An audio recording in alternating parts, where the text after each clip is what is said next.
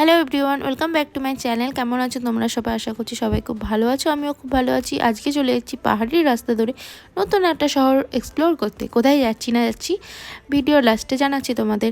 প্রথমে চলে গেলাম ক্যাবে করে স্টেশন, সেখান থেকে আমরা ট্রেন নিয়ে নিলাম। ট্রেনটা ছিল আমাদের বন্দে ভারত, মোট 2.5 থেকে 3 ঘন্টার জার্নি। তারপরে এখানে কিছু স্ন্যাক্স দিয়ে দিল, চিড়ে ভাজা, পপকর্ন, মাজা আর একটা কচুরি ছিল। তার সাথে অবশ্যই চা থাকবে না, হতেই পারে না।